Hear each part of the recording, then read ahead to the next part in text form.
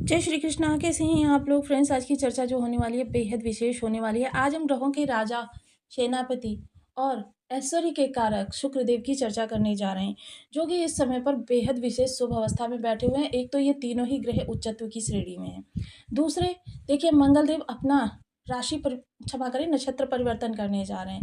मंगल देव इस समय पर गुरुदेव के नक्षत्र 21 तारीख को 6:55 पर पुष्य नक्षत्र से गोचर करते हुए दिखाई देंगे। पुष्य नक्षत्र जो कि 27 नक्षत्रों में सबसे श्रेष्ठ नक्षत्र माना जाता है और किसी भी कार्य के शुभारंभ के लिए, किसी भी कार्य की स्थिति के लिए या आपके जीवन में उच्चता के लिए, दिव्यता के लिए पुष्य नक्षत्र बहुत जरूरी होता है। अगर किसी कार्य की या किसी योग की प्राप्ति के समय यह नक्षत्र प्राप्त हो जाता है तो कह सकते हैं कि आपके भाग्य बहुत उच्च है, क्योंकि यह नक्षत्र, इस नक्षत्र से किसी भी ग्रह का गोचर करना आपके जीवन में उत्तमता को लाने के लिए, श्रेष्ठता को लाने के लिए और दिव्यता को लाने के लिए बहुत ही जरूरी होता है। तो आइए चर्चा करते हैं, क्योंकि सूर्य, शुक्र और मंगल उच्च श्रेणी में है और अब आपको मंगल के प्रभाव प्राप्त होने जा रहे हैं। क्योंकि जैसा कि हम सभी लोग जानते हैं कि 3 तारीख को मंगल देव ने कर्क राशि से गोचर किया था। 14 तारीख को सूर्यदेव ने इनका नीचत्व भंग किया था और नीचत्व भंग करके इनको उच्च श्रेणी में लेकर आए थे। क्योंकि राजा है भाई, अपने सेनापति को नीच कैसे होने देते। तो यहाँ पर ये आपके लिए शुभ स्थितियाँ। और अब 27 दिन, वो 27 दिन होने जा रहे हैं जब आपके मंगल देव के प्रभाव प्राप्त होने जा रहे हैं। तो देखिए, ये बहुत ही सुंदर योग बना हुआ है, सर्वमंगल योग, क्योंकि शुक्र, मंगल और सूर्य तीनों ही मिलकर इस समय पर आपके लिए, क्योंकि ये तीनों ही ग्रह उच्च के हैं। मीन राशि में शुक्र उच्च के हैं, जो कि ऐश्वर्य, धन, ऐशो आराम, लग्जरी के लिए जाने जाते हैं। तो यदि आपकी लग्न में कुंडली के प्रथम भाव में 12 नंबर बना हुआ है तो ये राशिफल आपके लिए है। यदि कुंडली में कहीं भी चंद्रमा के साथ 12 नंबर बना हुआ है तो ये राशिफल आपके लिए। कुंडली ना होने की स्थिति में आप इसे नाम राशि से भी देख सकते हैं। यदि अभी तक आपने अपने इस चैनल को सब्सक्राइब नहीं किया है तो प्लीज़ सब्सक्राइब कर लीजिए, वीडियो को लाइक कर दीजिए, चैनल को शेयर कर दीजिए। इससे होगा क्या कि हमारे आने वाले हर वीडियो की नोटिफिकेशन मिल सकेगी आपको सबसे पहले। एक प्यारा सा कमेंट करना बिल्कुल ना भूलें। कमेंट से हमें बहुत मोटिवेशन मिलता है, हौसला मिलता है और ये पता चलता है आप और क्या जानना चाहते हैं। तो देखिए, सूर्यदेव जो कि आपके धन भाव में बैठे हुए हैं, बहुत ही श्रेष्ठ और सबसे अच्छी बात है, क्योंकि आप कहेंगे ये तो त्रिक भाव के स्वामी हैं। इन्होंने स्वयं के साथ, स्वयं की राशि के साथ ही नवम पंचम योग बना लिया है, जिससे इनकी जो निगेटिविटी है वो 90% कम हो गई है। तो यहाँ पर आपके संघर्षों में कमी आ गई है। वहीं मंगल देव देखिए आपके पंचम भाव में बैठे हुए हैं। मंगल देव पंचम भाव में ना तो कारक होते, ना दिग्बली होते, किंतु उच्च के हैं। तो यहाँ पर आपके विचारों में क्रांति उत्पन्न करेंगे। मंगल की दृष्टियाँ, पहली दृष्टि जैसा कि मैंने बताया था अधिकार होती है, सप्तम दृष्टि जो होती है टकराव होती है और अष्टम दृष्टि जो होती है वो अहंकार होती है। मंगल की तीनों दृष्टियों के बारे में हम पूर्व के वीडियो में विश्लेषण कर चुके हैं।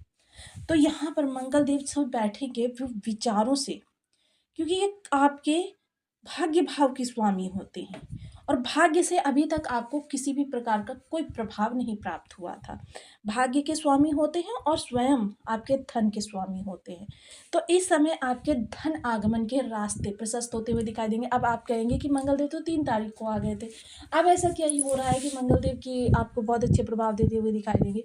देखिए, ऐसा होता है जब भी कोई ग्रह किसी भी भाव में जाता है तो वो पूर्ण बल के साथ वहाँ पर नहीं जाता है। क्या होता है, वो निस्तेज वहाँ पर जाता है, 0 अंश से प्रवेश करता है। जब मंगल ने इस भाव में प्रवेश किया तो यहाँ से प्रवेश किया 0 अंश से। 0 अंश, देखिए 0 से 6 अंश जो होता है वो ग्रह का बाल्यावस्था होता है। 6 से 12 जो होता है वो ग्रह का किशोरावस्था होता है और 12 से 18 जो होता है वो ग्रह की युवावस्था होता है। 18 से 24 जो होता है वो ग्रह की वृद्धावस्था होता है और 24 से लेकर 30 तक जो होता है वो मृतावस्था होता है। अब ग्रह देखिए, जब बाल्यावस्था में होता है या मृतावस्था में होता है तब उसके प्रभाव क्षीण हो जाते हैं और आपको वो कुछ ना दे सकने की स्थिति में होता है, यानी कि आपको कुछ नहीं प्रदान करता है। अब इन्होंने देखिए 21 तारीख को इनके 9 दिन पूरे हो जाएंगे, यानी कि इन्होंने 0 से 6 अंश की डिग्री का भोग कर लिया है। अब ये 7 अंश की डिग्री पर चले जाएंगे आपके 21 तारीख को, तब इनके प्रभाव आपको प्राप्त होने प्रारंभ होंगे और जैसे जैसे डिग्री बढ़ेगी, यानी कि ये युवावस्था की ओर गोचर करेंगे, वैसे वैसे इनके प्रभाव भी बढ़ते चले जाएंगे। अब माना जा सकता है कि ये 20% आपको प्रभाव दे सकने की स्थिति में आ चुके हैं। और जब इनके आपको 20% के प्रभाव प्राप्त होंगे तो सेम इनकी राशियों पर भी असर पड़ेगा, यानी सूर्य को बल प्राप्त होगा तो सफलता साथ साथ चलेगी। भाग्य वृद्धि होगी तो जिन कार्यों के लिए आप प्रयास कर रहे थे या कुछ ऐसी चीज़ें थी कि आपकी अटकी हुई थी, आप बहुत हाथ पैर इधर उधर मार रहे थे, कार्यों को करने का प्रयास कर रहे थे, वो सारी चीज़ें नहीं हो पा रही थी, तो इस दौरान अब वो होती हुई दिखाई देंगी। 3 ग्रहों का उच्च होना और तीनों ही ग्रहों का एक दूसरे से संबंध होना बहुत ही उत्तम माना जाता है। अब देखिए यहीं एक ग्रह और है जो उच्च है, और क्या है कि उसने षडाष्टक योग का निर्माण किया है स्वयं की राशि के साथ। अब क्या होगा, यहाँ पर शुक्र से संबंधित क्या होगा, आपकी चीज़ें जो है थोड़ी सी कष्ट के साथ प्राप्त होंगी, किंतु अब उच्च के ग्रह की दृष्टि यहाँ पर जाएगी, यानी कि आपके इस भाव पर, यानी शुक्र का भी इन्होंने जो ये शमन था उसका सपन हो गया, जो दुर्योग बन रहा था उसका समन हो गया। अब जब ये समन हो गया तो फिर क्या है कि आपके लिए स्थितियां सामान्य हो गई, यहाँ बल पराक्रम में वृद्धि होती हुई दिखाई देगी, विचारों के द्वारा कर्म परिवर्तित होते हुए दिखाई देंगे। इस समय आप विचारों के द्वारा, क्योंकि देखिए इस समय गुरु मंगल, क्योंकि जब ये पुष्य नक्षत्र में जाएंगे तो पुष्य नक्षत्र के स्वामी जो है वो है मंगल देव। मंगल देव पुष्य नक्षत्र के स्वामी होकर क्षमा करें, गुरुदेव पुष्य नक्षत्र के स्वामी हैं और इस समय आपके पराक्रम के भाव में बैठे हुए हैं। यहाँ पर ना तो ये दिग्बली होते हैं ना कारक होते हैं, किंतु आपके राशिपति हैं, और राशिपति के साथ ही मंगल का संबंध बनना, यानी कि इस समय आपके विचार जो हैं थोड़े से परिवर्तित होते हुए दिखाई देंगे। आप कर्म की दिशा बदलेंगे, जो भी कर्म आप कर रहे हैं और उसमें अभी तक आपको आशातीत सफलता अगर नहीं प्राप्त हुई है तो इस समय आप उसके बारे में मनन करेंगे, मंथन करेंगे और उसमें थोड़े से परिवर्तन करेंगे, जिसके प्रभाव से क्या है कि आपके कार्यों में विशेष स्थिति उत्पन्न होती हुई दिखाई देगी, क्योंकि देखिए ये बहुत ही उत्तम है। अब देखिए चतुर्थ दृष्टि, क्योंकि इस समय देखिए उच्चता के साथ पूर्ण दिग्बल के साथ मंगलदेव दृष्टि डालेंगे तो क्या होगा, ससुराल पद से थोड़े से संबंधों को आपको सुधारने की आवश्यकता है, क्योंकि देखिए मंगल की जो ये दृष्टि पड़ेगी, जैसा हमने बताया कि यह चतुर्थ दृष्टि जो होती है अधिकार, तो ससुराल पक्ष में आवश्यकता से अधिक आपका हस्तक्षेप देखिए रिश्तों को थोड़ा सा विषम कर सकता है, क्योंकि यहाँ पर मंगल के लिए अगर कहें तो ये एक बहुत ही उग्र ग्रह है।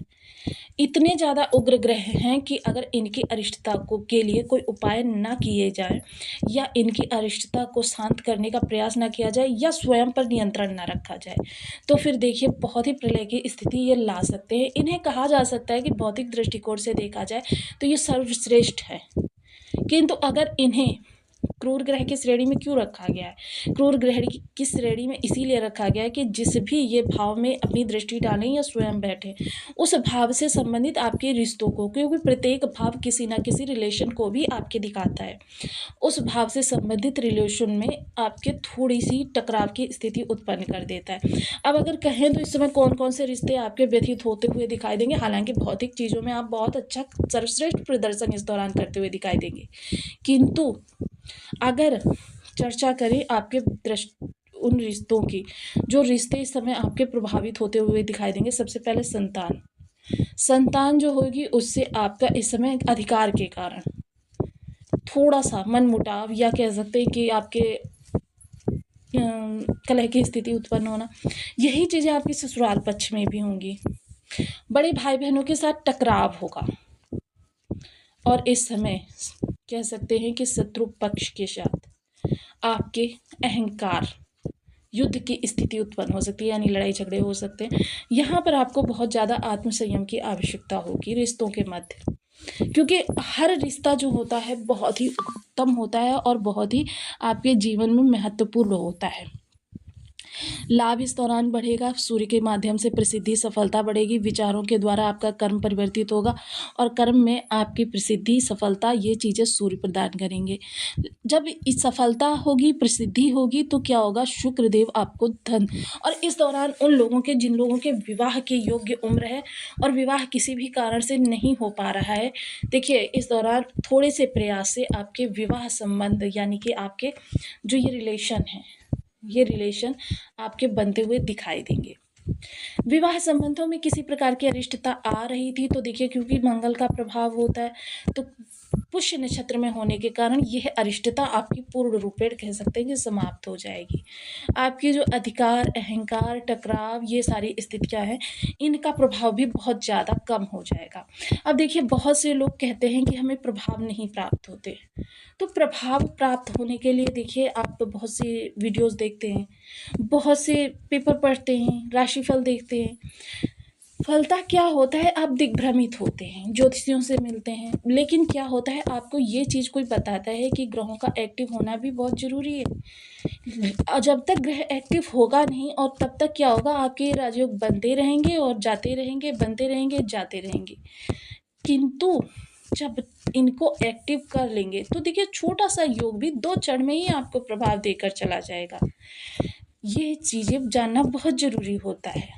इसके लिए देखिए, आपको ग्रहों के उपाय निरंतर करनी चाहिए, क्योंकि जिस प्रकार से आप पानी पीते हैं, और अगर ऐसे ही जल धरती से निकाल कर पीने लग जाएंगे, नदी से निकाल कर पीने लग जाएंगे, तो उसमें तमाम अशुद्धियाँ होती हैं।